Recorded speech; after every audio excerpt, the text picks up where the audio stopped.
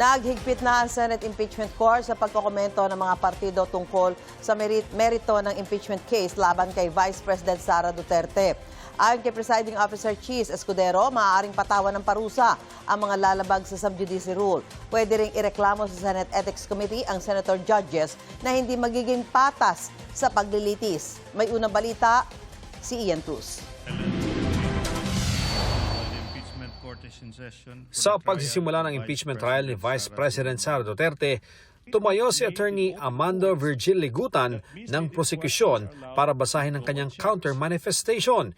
Kaugnay yan sa naging manifestation ng depensa noong August 12 ukol sa Facebook post ni Ligutan na tila itinatama ang isa sa mga sinabi ng depensa. Iginiit ni Ligutan na hindi siya namemersonal sa kanyang post at wala raw siyang nilabag. The post is not about you. It's not personal.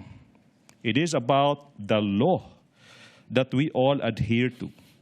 Correcting a mistake is never wrong. Doing it while a hearing is ongoing online does not make it not right. But what did I violate? I did not discuss the merits of the case. I did not discuss the strength or the weakness of the oral arguments. Matapos ito, binasa ni Senate Presiding Officer Chis Escudero ang court ruling kaugnay sa sub judice rule.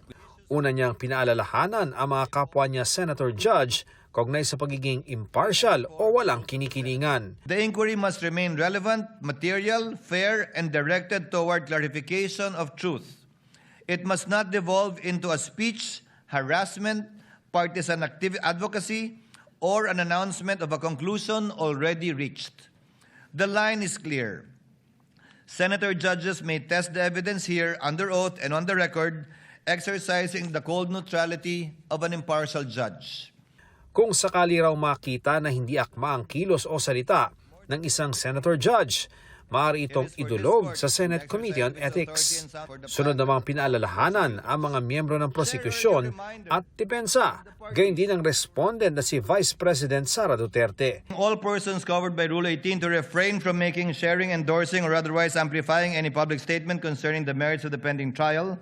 Counsel for both parties are further directed to observe the applicable provisions of CIPRA. Iniisa-isa rin ni Escudero ang mga parusa rito na susundin ng two-strike rule. Sa unang paglabag, mahigpit na pagsaway sa harap ng korte.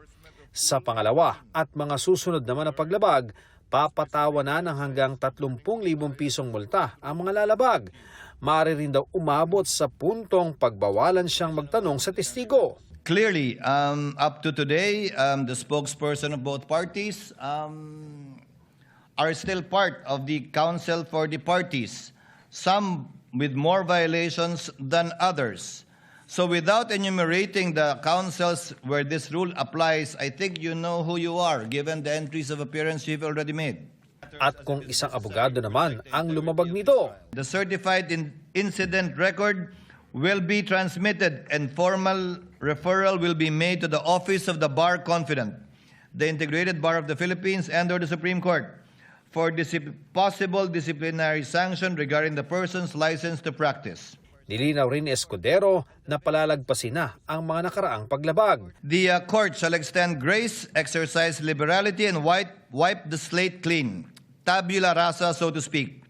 From this point forward, however, Rule 18 shall be strictly enforced and be given full force and effect. Ito ang unang balita, Ian Cruz, GMA News.